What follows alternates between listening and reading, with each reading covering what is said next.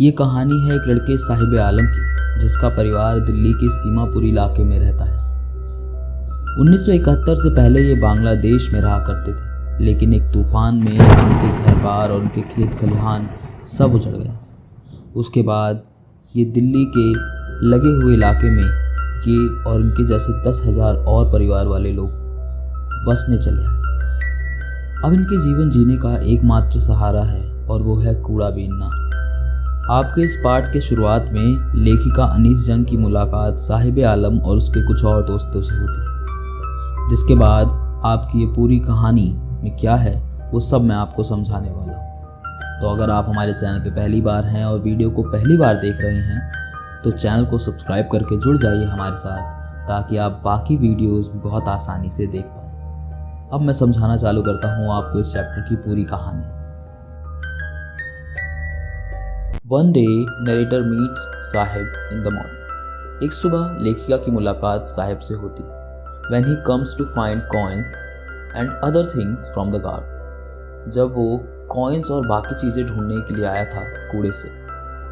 Sahib came from Dhaka, but he has forgotten everything about his house. Sahib वैसे तो ढाका यानी बांग्लादेश से आया है, लेकिन वो अपने घर के बारे में अब सब कुछ भूल चुका है। The full name of Sahib is Sahib Alam, which means Lord of Universe, but he did not know the meaning of his name. वैसे तो साहिब आलम के नाम का अर्थ है लॉर्ड ऑफ यूनिवर्स यानी कि ब्रह्मांड का स्वामी, लेकिन साहिब को इस नाम का मतलब नहीं पता है। There are also friends of Sahib who visit the pile of garbage in the morning.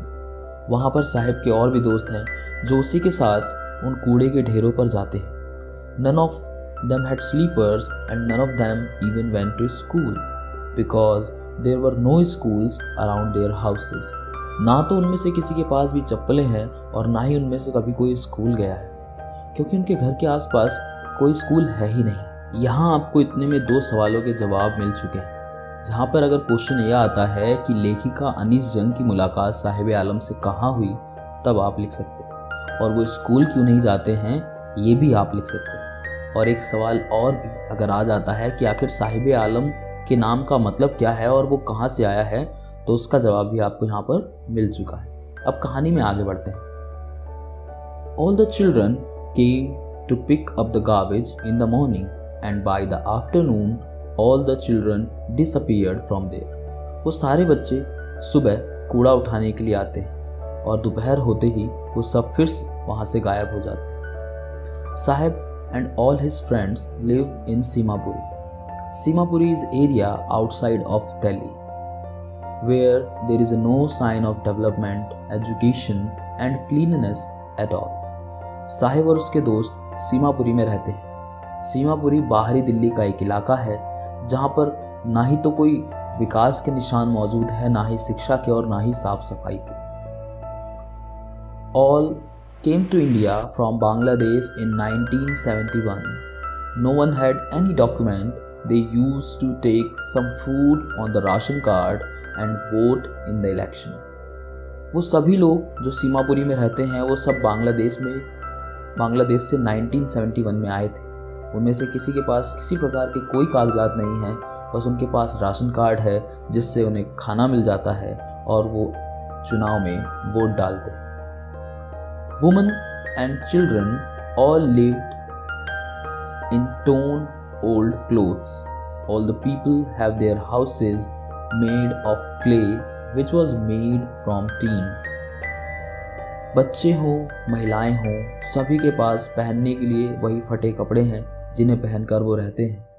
जितने भी लोग वहाँ पे रहते हैं उन सभी के जो मकान हैं वो या तो मिट्टी से बने हैं या फिर टीन से बने हुए। Simapuri is a very dirty place. There is neither proper drains nor proper water supply for drinking. Seemapuri एक बहुत ही गंदी जगह है जहाँ पर ना तो सही तरीके से नालियों का विकास हुआ है और ना ही वहाँ पर पीने के पानी की सप्लाई है। For the last 30 years, more than 10,000 rag pickers have been facing trouble. तकरीबन पिछले 30 सालों से और तकरीबन 10,000 ऐसे ही कूड़ा बीनने वाले लोग ये समस्या हर दिन देख रहे हैं। कहानी के इस हिस्से में हम जान चुके हैं कि सीमापुरी में रहने के हालात बहुत ख़राब, वहाँ की लिविंग कंडीशन बिल्कुल भी अच्छी नहीं। तो अगर ये क्वेश्चन बनता है कि सीमापुरी की लिविंग कंडीशन के बारे में बताइए, तो आप यहाँ से उसका जवाब लिख सकते हैं। अब कहानी में आगे बढ़ते हैं। When they are small, the garbage like a bundle for them. Sometime they find a coin or even a 10 rupee note while searching in the garbage. जब वो बच्चे छोटे हैं तो उनके लिए वो जो गार्बेज, वो जो कूड़े का ढेर है, वो एक खजाने की तरह है। कभी कभार उसमें उन्हें कॉइन या 10 रुपये का नोट मिल जाता है जब वो उस कूड़े के ढेर में ढूंढ रहे होते हैं। For the older people, all this had become a way of living. Except this, there was no other way to see them. और जो बड़े हैं उनके लिए ये कूड़ा बीनना, ये कूड़े का ढेर एक ज़िंदगी जीने के तरीके की तरह है। इसके अलावा उनके पास और कोई दूसरा रास्ता नहीं है कि जिस तरीके से वो अपना जीवन चला सके। One morning, the narrator meets Sahib at the club's gate. एक सुबह लेखिका की मुलाकात साहिब से एक क्लब के गेट पर होती है। ये क्लब टेनिस का क्लब है। Where two children were playing tennis in a very nice white dress and sport shoes. जहाँ पर दो बच्चे टेनिस खेल रहे हैं जिन्होंने बहुत ही साफ सफ़ेद ड्रेस पहनी है और स्पोर्ट शूज़ पहने हुए। Sahib was also standing nearby. Sahib भी वहीं खड़ा है. He was also wearing sport shoes. और उसने भी स्पोर्ट शूज़ पहने हुए. But the sport shoes belong to a rich kid who abandoned because it was a bit torn. लेकिन जो स्पोर्ट शूज़ साहिब ने पहने हुए हैं वो किसी एक अमीर बच्चे के थे जिसने उसे छोड़ दिया क्योंकि वो बहुत थोड़े से फट गए थे. For Sahib that sport shoes was like a dream come true because Sahib did not even have a slipper and he was wearing shoes today. Sahib के लिए तो ये कोई सपना पूरा होने जैसे है क्योंकि उसके पास जहाँ पर कोई स्लीपर नहीं थी वहाँ आज उसने जूते पहने हुए. कभी कभी हम भी ज़िंदगी में किसी चीज़ की उम्मीद लगाते हैं और जब हमें उससे ज़्यादा मिलता है तो हम भी बहुत ज़्यादा खुश होते हैं. साहिब की खुशी भी आज कुछ वैसी ही है.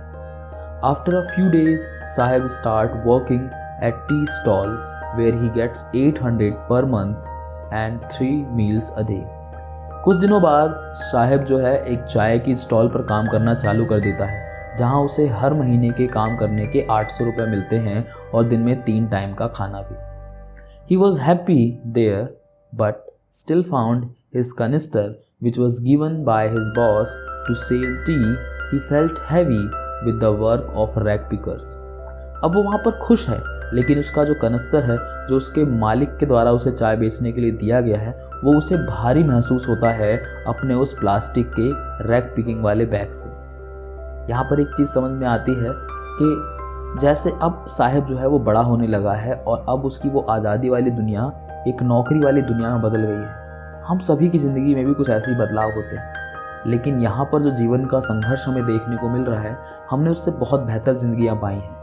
हमारे पास मौका है कि हम आज जो भी पढ़ रहे हैं उसे मेहनत से पढ़ें, जीवन में एक बेहतर स्थान प्राप्त करें और ऐसे लोगों के लिए ज़िंदगी में कुछ कर सकें. Sahib was a master of himself when he worked as a rag picker when he used to do whatever he wanted. But now the joy of freedom was gone from his face. Sahib का भी अपना खुद का मालिक हुआ करता था जब वो रैक पिकर की तरह काम करता था. उसकी अपनी आज़ादी होती थी, वो जो चाहता था वो कर सकता था. लेकिन अब उसकी वो जो स्वतंत्रता थी, वो जो चेहरे पे स्वतंत्रता की खुशी थी, अब वो जा चुकी है. और इसी के साथ ये कहानी ख़त्म हो जाती है जहाँ पर लास्ट में अगर कभी क्वेश्चन बनता है कि टी स्टॉल की सिचुएशन क्या थी या साहिब वहाँ पर काम करके खुश है या नहीं, जिसका जवाब आप यहाँ पर दे सकते हैं. तो ये कहानी जीवन के संघर्ष को बताती है. अब आप खुद ये फैसला कीजिए कि जो आपको ज़िंदगी मिली है क्या ये इससे कहीं गुना बेहतर नहीं? तो क्या ये आपकी जिम्मेदारी नहीं कि आप इसको सही दिशा में लगाएं, मेहनत से पढ़ें और जीवन में एक अच्छा मुकाम हासिल करें. मैं आज की वीडियो यहीं पे ख़त्म करता हूँ पर कहानियाँ अभी बाकी हैं.